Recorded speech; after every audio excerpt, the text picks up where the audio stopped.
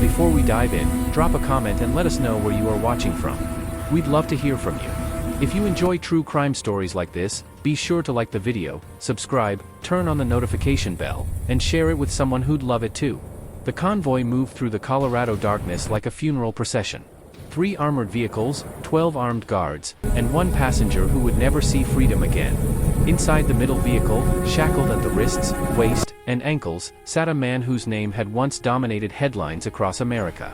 Now, he was simply prisoner number 04475-046, and he was being delivered to a place designed to erase him from existence. ADX Florence. The United States Penitentiary Administrative Maximum Facility. They called it the Alcatraz of the Rockies, but that name was far too romantic for what it really was. This wasn't a prison.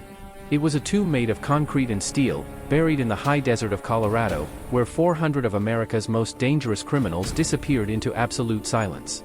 The date was September 14, 2019, and what the guards transporting this prisoner didn't know was that his arrival would set off a chain of events that would expose the darkest secrets ever hidden behind those fortress walls. Secrets that would make the crimes of the inmates look almost forgivable by comparison. Special Agent Jennifer Morrow of the FBI stood in the parking lot of a budget in 30 miles from the prison, staring at a photograph that made her blood run cold. She had been investigating financial irregularities at ADX Florence for 6 months, following a trail of missing federal funds that seemed to vanish into thin air. Embezzlement, she had assumed. Maybe some corrupt guards padding their pockets.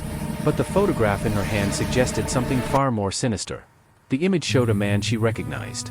Thomas Milliken, a guard who had worked at ADX Florence for 12 years. He was standing in what appeared to be a storage facility, surrounded by boxes. But it wasn't the boxes that made Jennifer's hands shake. It was what was visible in the corner of the frame. A prisoner, identifiable by his orange jumpsuit, sitting in what looked like a cage barely large enough for a dog. The prisoner's face was bruised beyond recognition, and his eyes held a vacancy that spoke of unspeakable suffering. The photograph had arrived anonymously in her motel room that morning, slipped under the door while she slept. No note, no explanation, just the image and a USB drive that contained financial records showing systematic payments to offshore accounts, all originating from a classified ADX Florence budget line labeled only as Special Management Protocol. Jennifer had been an FBI agent for 14 years. She had seen the aftermath of serial killers, walked through crime scenes that would haunt her forever, interviewed monsters who smiled while describing their atrocities. But this photograph represented something that made her stomach turn in a different way. This was institutional evil. This was corruption protected by the very system designed to uphold justice. She checked her watch. In 3 hours, she had a scheduled tour of ADX Florence, arranged under the guise of a routine federal inspection. The warden, Marcus Holbrook, had no idea that she was investigating anything more serious than missing office supplies. She needed to keep it that way until she understood what she was really dealing with. ADX Florence sat like a concrete fortress against the Colorado landscape, its walls rising from the earth as if the prison had grown there naturally, a malignant tumor on the desert floor.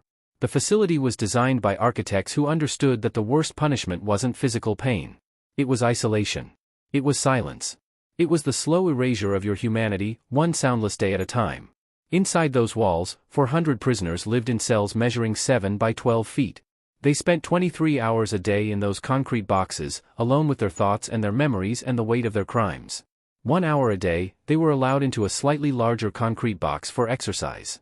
They saw the sky through a metal grate. They heard no voices except their own. Some inmates went years without physical contact with another human being. The prison housed the worst of the worst. The Unabomber. The Boston Marathon bomber. Cartel leaders who had ordered the deaths of thousands. Terrorists who had blown up buildings and murdered innocents. Traitors who had sold their country's secrets. These were men beyond redemption, beyond rehabilitation, beyond any hope of rejoining society. Or so the official story went. Jennifer's escort through the facility was Deputy Warden Richard Crane, a man whose smile never quite reached his eyes.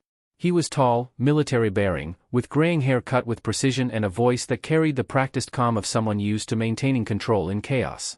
ADX Florence is the most secure facility in the federal prison system, Crane explained as they passed through the 7th security checkpoint. We've never had an escape. We've never had a homicide. We maintain order through isolation and routine. These men are kept separate not just from society, but from each other. Jennifer nodded, her recorder capturing every word, her eyes taking in every detail. The halls were eerily quiet, the only sounds their footsteps on polished concrete and the distant hum of ventilation systems. No shouting, no chaos, none of the noise she associated with prisons. Just silence, heavy and oppressive, like a physical weight pressing down on everything.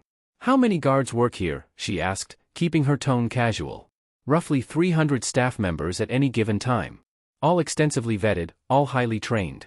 These aren't your typical corrections officers, Agent Morrow. Working at ADX requires a special temperament.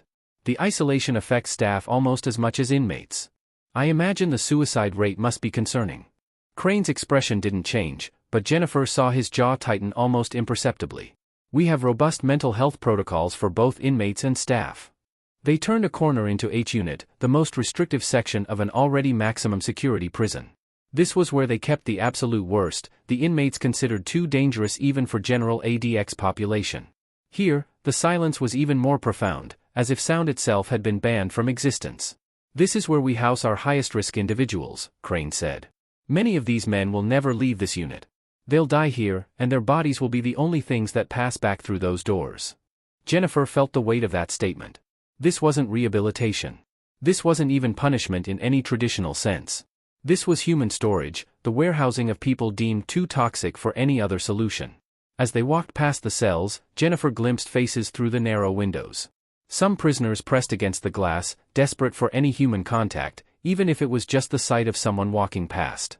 Others sat motionless on their bunks, staring at nothing, their eyes as dead as glass. And then she saw him. Cell H-14.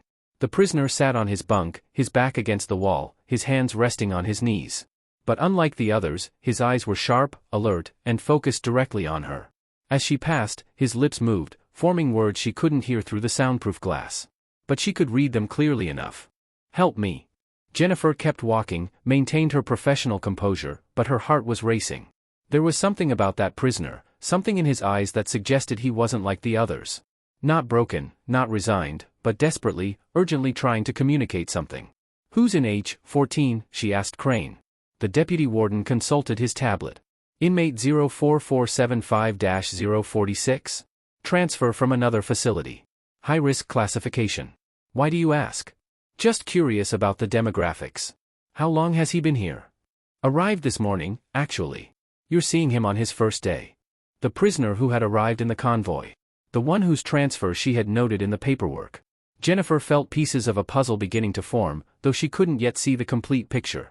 The tour continued through administrative areas, medical facilities, and the control rooms where guards monitored every inch of the prison through hundreds of cameras. Everything looked professional, organized, exactly what you would expect from the nation's most secure prison. But Jennifer couldn't shake the image of that photograph. The prisoner in the cage. The bruised face. The empty eyes. And now, the new arrival in H-14, mouthing words she couldn't hear. That evening, back in her motel room, Jennifer reviewed the contents of the USB drive more carefully. The financial records were damning enough on their own. Millions of dollars moving through shell companies, payments coded as equipment purchases that never appeared in any inventory, salaries for staff members who didn't seem to exist in any official capacity. But it was the video files buried in a hidden folder that made her realize just how deep this went. The footage was grainy, clearly recorded covertly, maybe with a cell phone or hidden camera. It showed the interior of what appeared to be a warehouse or large storage facility. And in that space were cages. Not cells. Cages. The kind you might use to transport animals, but these contained men. Prisoners in orange jumpsuits, dozens of them, kept in conditions that violated every constitutional protection, every human rights standard, every shred of human decency. The video was dated 6 months earlier. The location metadata had been stripped, but Jennifer knew with cold certainty where it had been recorded. Somewhere on the grounds of ADX Florence, hidden from federal oversight, invisible to inspectors, a secret prison existed within the prison. Her phone buzzed. Unknown number. She almost didn't answer, but something made her swipe to accept. Heavy breathing on the other end, then a voice, male, urgent, terrified. "Agent Morrow. Don't go back there. Whatever you think you're investigating, it's worse. They know you're looking. They know about the photograph. And if you dig any deeper, you won't leave Colorado alive. Who is this? How did you get this number?" "I'm someone who made the mistake of asking questions. Now I'm someone who's running for his life. The prisoner in H-14, the one who arrived today, he's not who they say he is. He's a federal prosecutor. They put him there to silence him. And you're next." The line went dead. Jennifer sat in the darkness of her motel room, the glow of her laptop illuminating her face, her mind racing through impossible scenarios. A federal prosecutor imprisoned in the nation's most secure facility, held under a false identity, disappeared into the system by the very people supposed to uphold justice. She pulled up the inmate records for 04475-046, reading through the official documentation. Convicted of multiple counts of terrorism-related offenses. Sentenced to life without parole. Extremely dangerous. No visitors permitted. No media contact. Essentially erased from the world. But if the voice on the phone was telling the truth, this man wasn't a terrorist. He was a prosecutor who had learned something he wasn't supposed to know.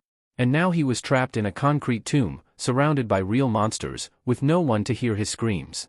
Jennifer made a decision that would either save lives or end her own. She would go back to ADX Florence. She would find a way to communicate with the prisoner in H14. She would uncover what was really happening behind those fortress walls.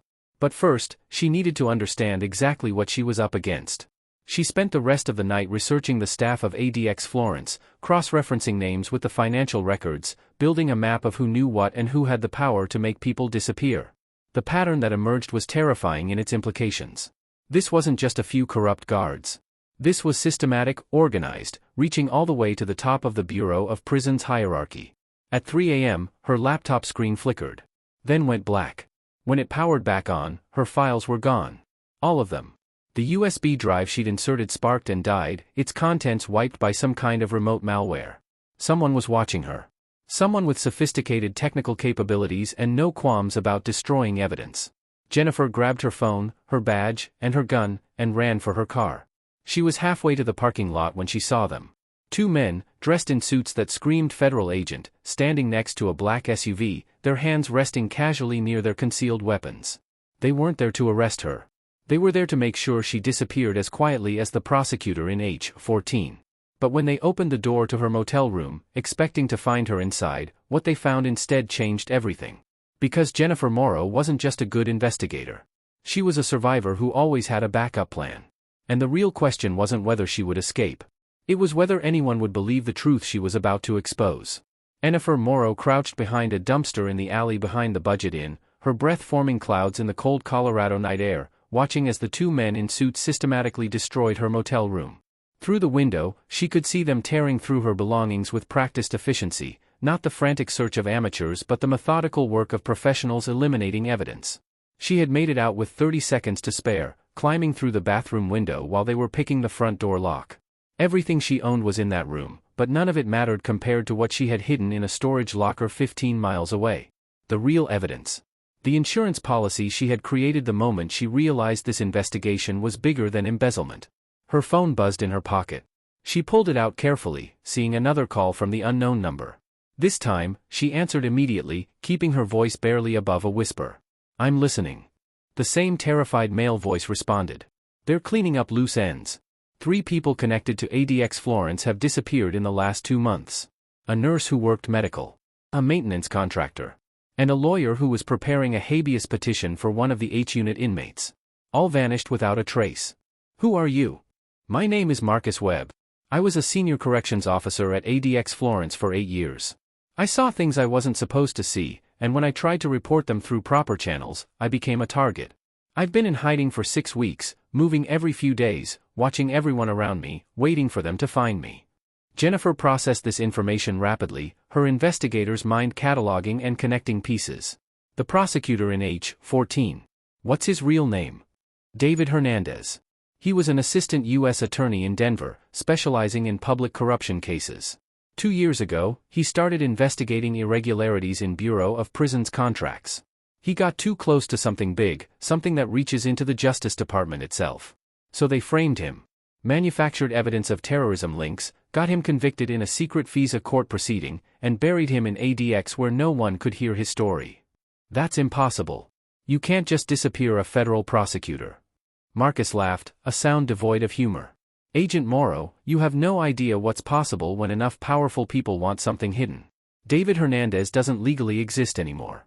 His family was told he entered witness protection and had to sever all contact. His colleagues believe he resigned and moved overseas. The man in that cell is a ghost, and ghosts can't testify in court. Jennifer's mind was racing through the implications. If they could do this to a federal prosecutor, they could do it to anyone, including an FBI agent who was asking too many questions. The facility you saw in the video, the cages, where is it? Building 7. It's listed in official records as a maintenance and storage facility, but it's actually a black site. They call it the adjustment unit. Prisoners who cause problems, who try to communicate with the outside world, who file lawsuits or habeas petitions, they disappear into Building 7 for reconditioning. Some of them come back broken, compliant, their spirits crushed. Others never come back at all. How many prisoners? At any given time, maybe 20 or 30. They cycle through.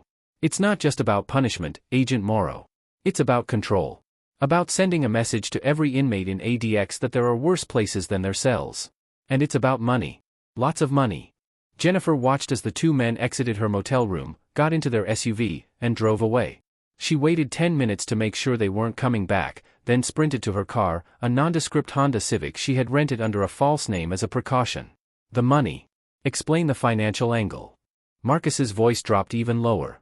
ADX Florence receives special classified funding for high-value terrorism detainees. Millions of dollars in black budget allocations that don't appear in normal prison funding. That money is supposed to go toward enhanced security measures, specialized staff, intelligence gathering. But a significant portion gets diverted. The cages you saw, those prisoners in Building 7, they're being used as test subjects. Test subjects for what? Experimental interrogation techniques.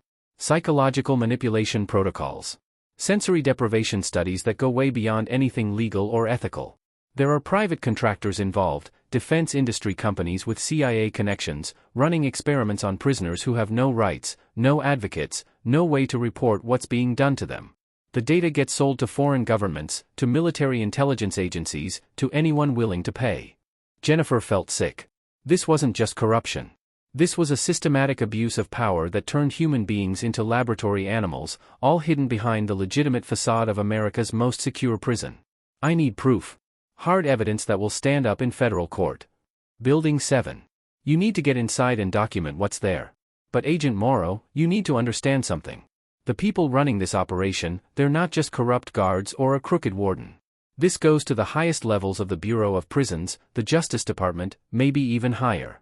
They have unlimited resources, total institutional support, and absolutely no hesitation about killing anyone who threatens to expose them. Then why are you still alive? Silence on the other end, long enough that Jennifer thought the connection had dropped. Then Marcus spoke again, his voice hollow. Because I'm useful. I have copies of everything, files, recordings, documentation going back 5 years. It's my life insurance. If I die, it all goes public. They know that, so they're trying to find where I've hidden it before they eliminate me. And now that you're involved, you're a target too. Jennifer made a decision. Meet me.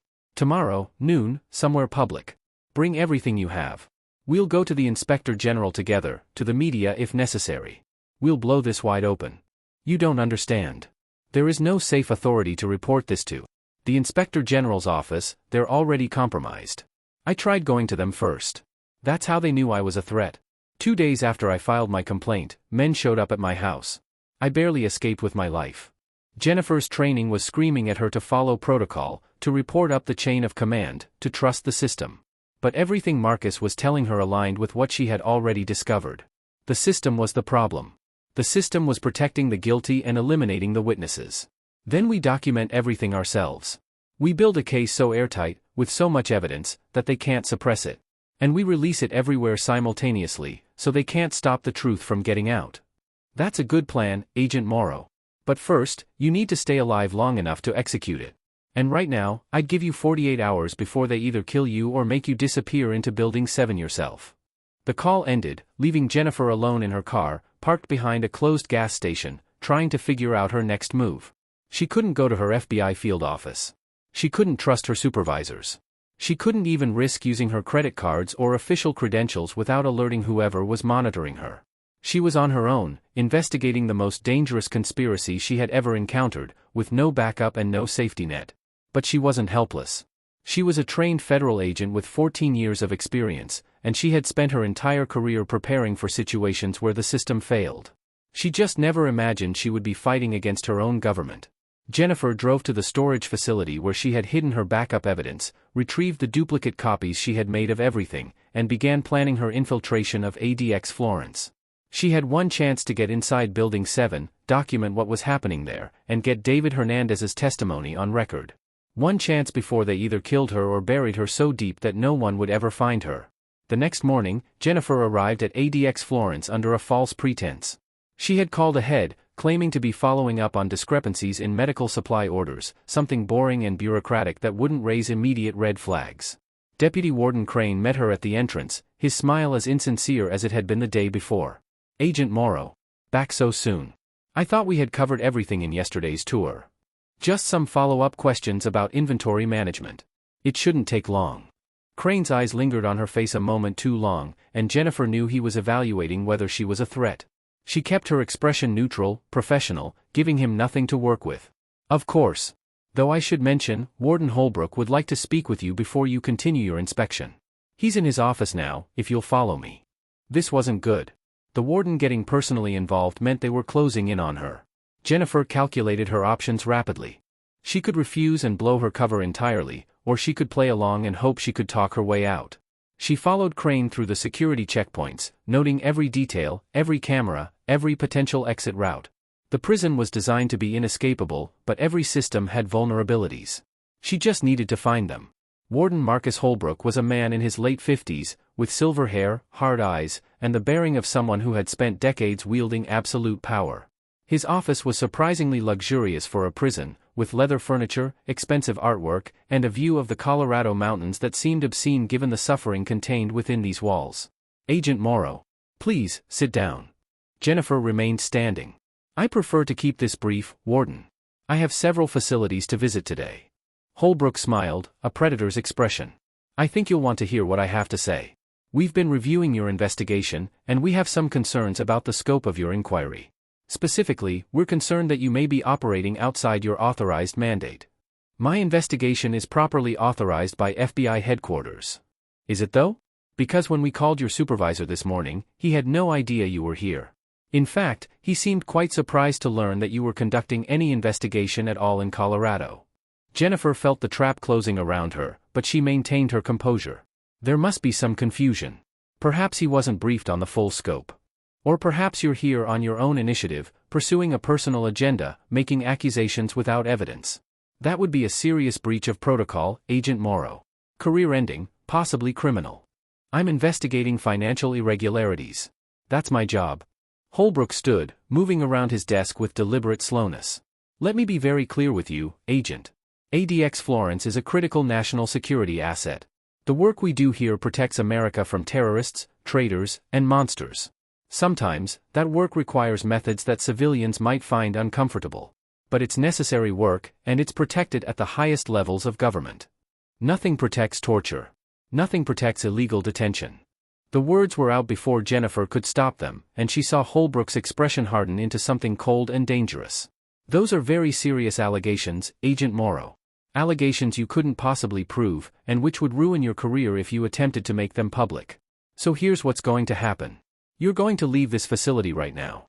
You're going to close your investigation and file a report stating that you found no evidence of wrongdoing. And you're going to forget everything you think you've discovered here. And if I refuse?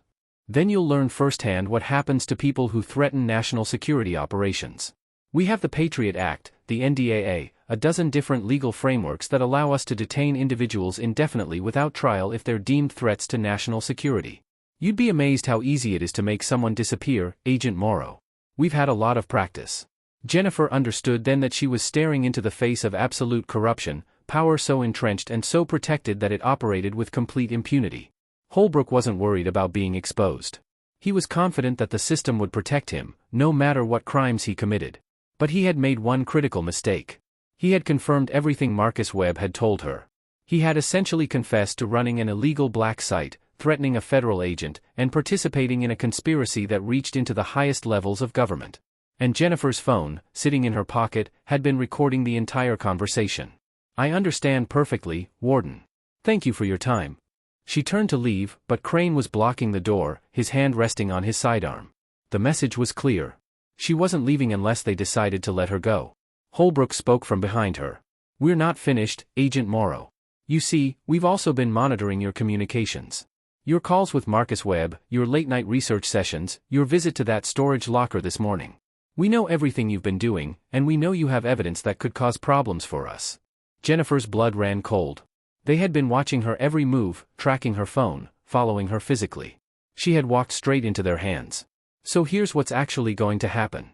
You're going to give us your phone, your laptop, and the location of any evidence you've collected. Then you're going to be detained as a material witness in a classified terrorism investigation. You'll be held in a secure facility, without access to legal counsel, until we're satisfied that you pose no further threat to national security. That's kidnapping. That's unlawful detention. That's national security. And there's not a court in America that will second-guess our authority when we invoke those magic words. Jennifer's mind raced through her options. She was trapped in the warden's office of America's most secure prison, with armed guards blocking her exit, facing men who had already made multiple federal agents disappear without consequence. She had her service weapon, but using it would be suicide. She had her phone with its recording, but they would confiscate it within seconds. The only thing she had was the truth, and the desperate hope that someone, somewhere, would care enough to act on it. Before you detain me, there's something you should know. Everything I've discovered, every piece of evidence, every recording, it's all been uploaded to a secure server with dead man switch protocols.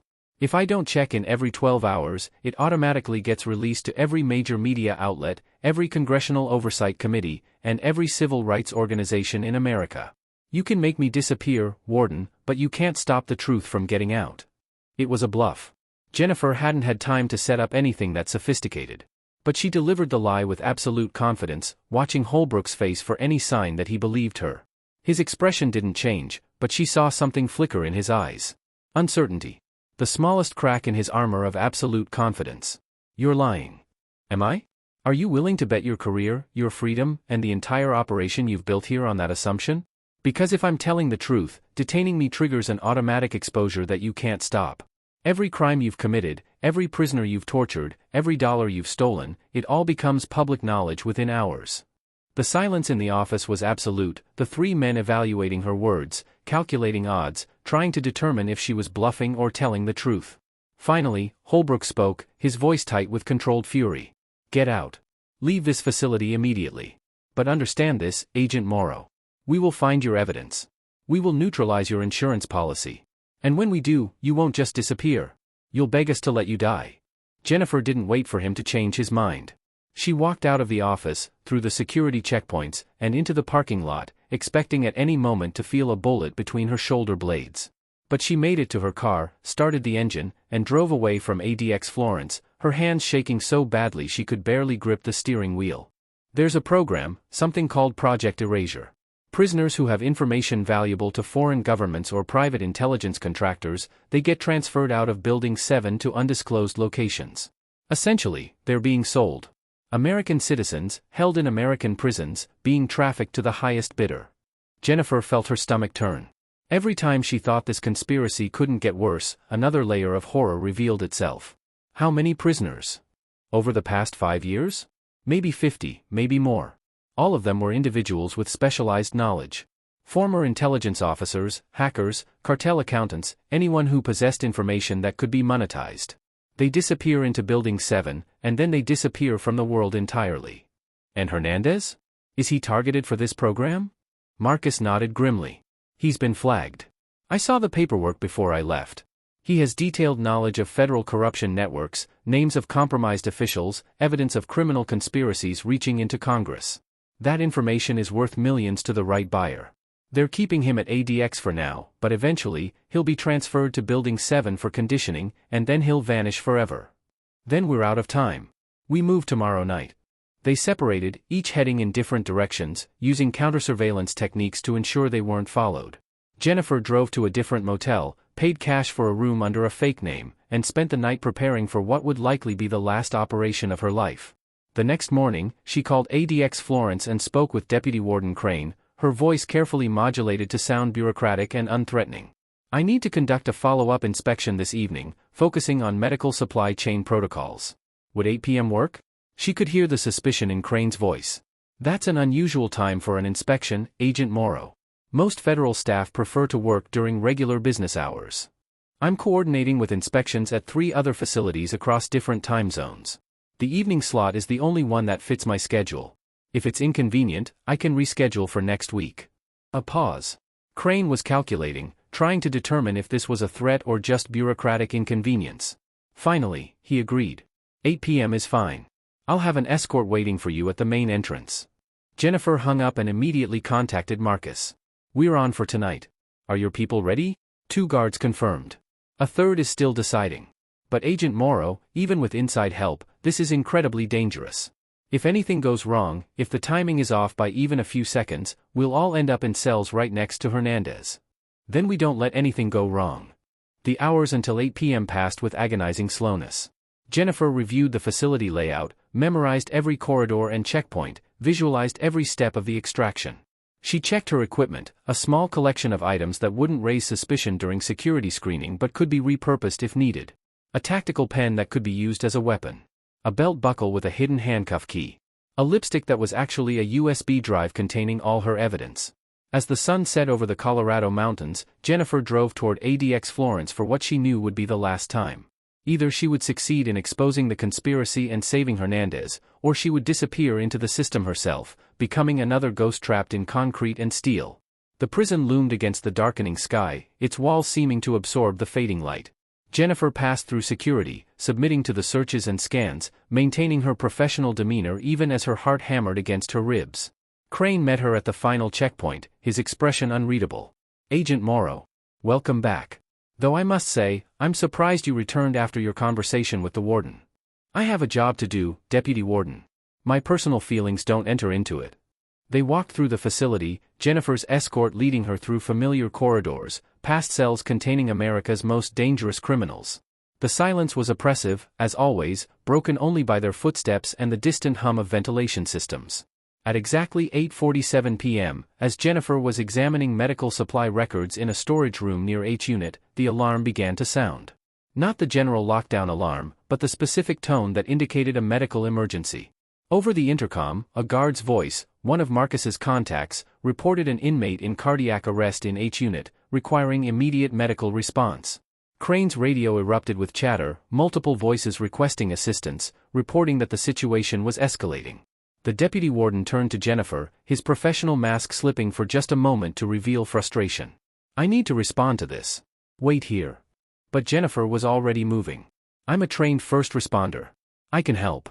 She followed Crane toward H Unit, her heart racing, knowing that the next few minutes would determine whether she lived or died, whether justice prevailed or corruption won. The scene in H Unit was controlled chaos.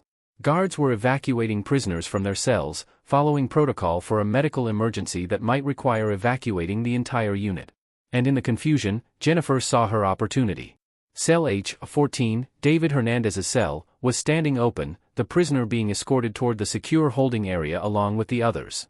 Jennifer made eye contact with one of Marcus's guards, a man named Torres who had been working at ADX for 6 years and had finally decided that his conscience mattered more than his career. Torres gave an almost imperceptible nod and then did something that would end his career but might save his soul. He stumbled, apparently losing his balance, and in the confusion, Hernandez's restraints somehow came loose. The prisoner, understanding immediately what was happening, bolted.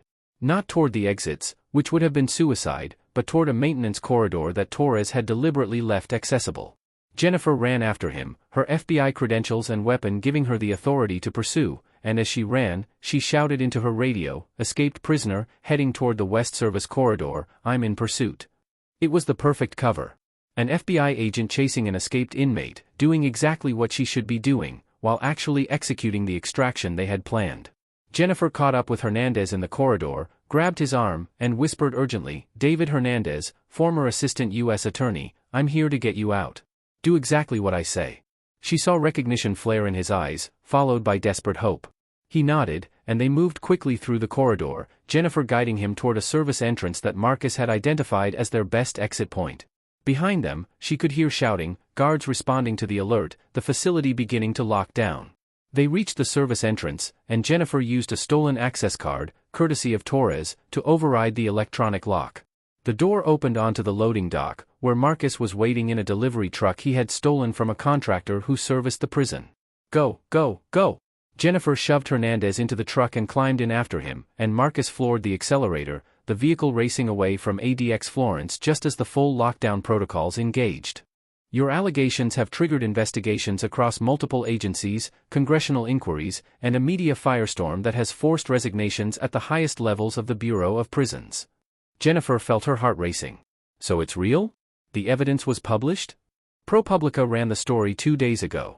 Senator Whitmore has stepped down from the Judiciary Committee and is under criminal investigation.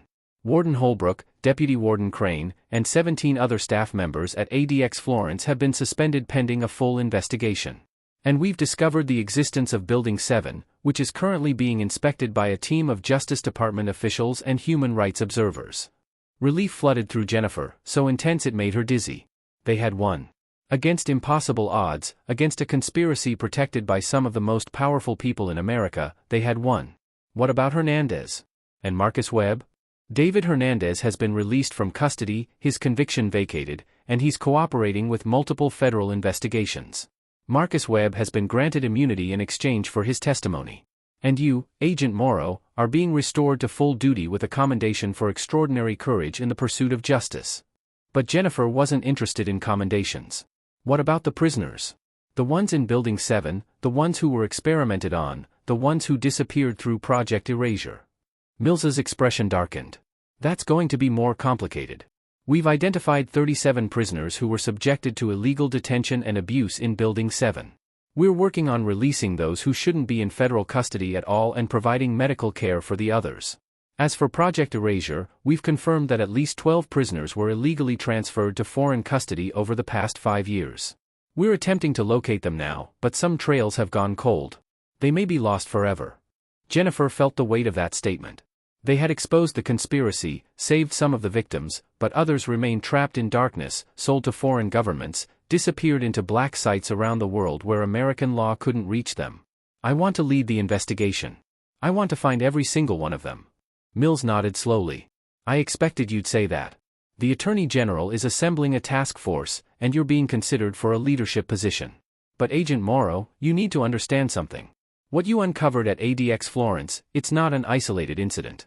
There are indications that similar operations exist at other facilities, that the corruption goes even deeper than we initially thought. This investigation could take years, maybe decades, and it will make you enemies among very powerful people. I don't care about enemies. I care about the truth. 6 months later, Jennifer Morrow stood outside ADX Florence, watching as prisoners were transferred out of Building 7, the illegal black site that had been hidden in plain sight for years. The facility was being dismantled, every cage torn down, every piece of evidence catalogued for the dozens of criminal trials that would follow. David Hernandez stood beside her, his face healthier now, his eyes clearer, though she knew the scars of his imprisonment would never fully heal. He had become a central figure in the investigations, his testimony bringing down not just Senator Whitmore but a network of corrupt officials who had turned the American justice system into a tool of oppression and profit. It's not over, Hernandez said quietly. Even with all the arrests, all the exposures, there are still people out there who participated in this and got away. And there are still prisoners missing, still victims we haven't found.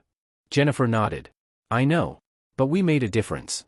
We proved that even the most powerful conspiracies can be exposed if someone is willing to fight for the truth. Marcus Webb joined them, no longer a fugitive but a key witness whose courage had helped bring down the conspiracy.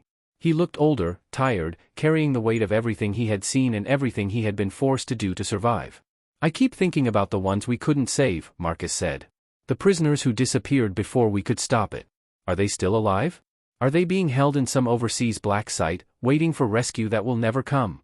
We'll find them, Jennifer promised, though she knew it was a promise she might not be able to keep. However long it takes, however far we have to go, we'll find them. As the sun set over the Colorado mountains, casting long shadows across the prison that had held so many dark secrets, Jennifer Morrow made a silent vow.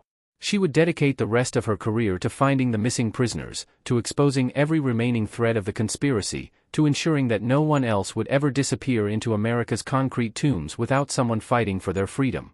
The case of ADX Florence became a watershed moment in American criminal justice, leading to reforms in the federal prison system, congressional oversight legislation, and a national conversation about the balance between security and human rights. Senator Whitmore was sentenced to 20 years in federal prison, ironically ending up in a facility he had once helped fund. Warden Holbrook, Deputy Warden Crane, and dozens of others faced criminal charges ranging from conspiracy to torture to human trafficking. But for Jennifer, the real victory wasn't in the convictions or the reforms. It was in the faces of the prisoners who walked out of Building 7, blinking in the sunlight, free for the first time in years. It was in the testimony of victims whose stories had finally been heard. It was in the knowledge that speaking truth to power, no matter how dangerous, no matter how impossible it seemed, could still make a difference. As darkness fell over ADX Florence, Jennifer turned away from the prison and walked toward her car, where Elena Rodriguez was waiting to interview her for a follow-up story. The fight wasn't over. It would never truly be over as long as systems of power existed that could be corrupted. But for today, justice had won. For today, the truth had prevailed. And somewhere, in a black site on the other side of the world, a prisoner who had been sold by his own government heard whispers of what had happened in Colorado, and for the first time in months, allowed himself to hope that someone, somewhere, was still fighting for him. That hope, however fragile, however distant, was the most powerful weapon against darkness. And Jennifer Morrow would carry that weapon into every investigation, every confrontation, every battle against the forces that tried to hide the truth behind walls of concrete and silence. Because in the end, silence wasn't punishment. Silence was complicity. And Jennifer Morrow would never be silent again. Claude is AI and can make mistakes. Please double-check responses.